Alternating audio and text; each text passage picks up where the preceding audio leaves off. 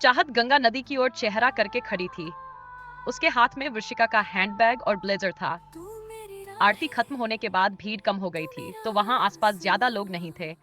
ठंडी ठंडी हवा चल रही थी, जो चाहत के चेहरे को छू रही थी। इस सुकून भरे पल में चाहत ने अपनी आंखें बंद कर लीं और वहीं खड़ी हो गई।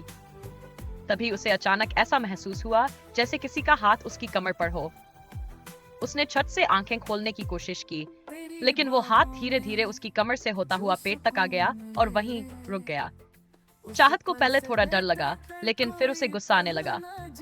जैसे ही उसने पीछे मुड़कर देखने की कोशिश की, उस हाथ ने अचानक उसके पेट को दबाकर उसे पीछे की तरफ खींच लिया। चाहत को महसूस हुआ कि वो किसी से टकरा गई है। उसकी गर्दन पर किसी की गर्म सांसों का एहसास हुआ। इस अजीब सी घबराहट के बीच उसकी आंखें अनायास बंद हो गई। तभी उसके कानों में एक हल्की लेकिन रौबदार आवाज सुनाई दी। तो तुम यहाँ हो? उस आवाज के साथ ही चाहत का ध्यान टूटा। वो होश में आई और पूरी ताकत से उस शख्स को धक्का दिया। गुस्से में भरी चाहत तुरंत पीछे मुड़ी। उसने अपने सामने एक लंबे कद के आदमी को खड़े देखा, जिसकी मस्कुलर बॉडी थी। वह आदमी white T shirt, black blazer और ब्लैक जीन्स पहने हुए था। उसकी शार्प फीचर्स और चेहरे पर एक अलग ही रौब था। चाहत के धक्के की वजह से वह लड़खड़ा गया और गिरने से बचा। उस आदमी ने अपने गुस्से भरे नजरों से चाहत को देखा, लेकिन उसकी नजरें अचानक ठहर गई। उसने चाहत को ध्यान से देखा।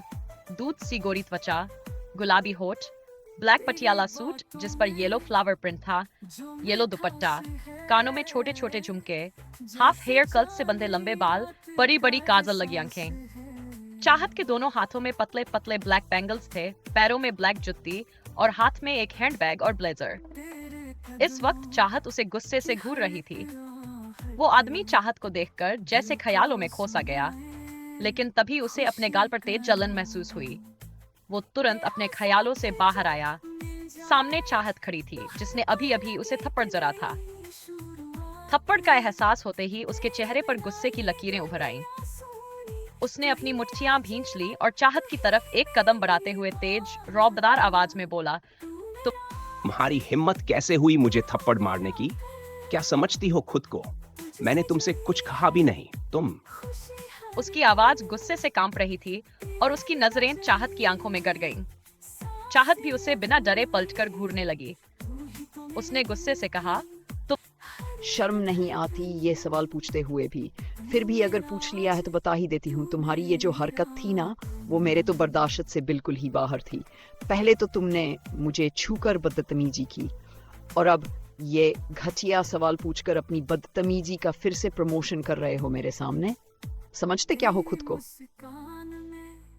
वो शख्स एक पल के लिए चुप हो गया। उसकी नजरें चाहत की आंखों में कुछ ढूंढने लगीं, लेकिन अगले ही पल उसने तंज भरे लहजे में कहा, तुम तो बहुत बड़ी बहादुर बन रही हो, पर तुम ये नहीं जानती कि तुम किससे बात कर रही हो। बाद में जवाब दिया, नाम जानने में कोई दिलचस्पी नहीं है। जो भी हो, तुम्हारी इस बदतमीजी का जवाब तुम अभी और यहीं पाओगे, समझे? पूरी कहानी जानने के लिए पढ़ते रहिए रोचा, रोहन और चाहत की लव स्टोरी मेरे व्हाट्सएप चैनल पर।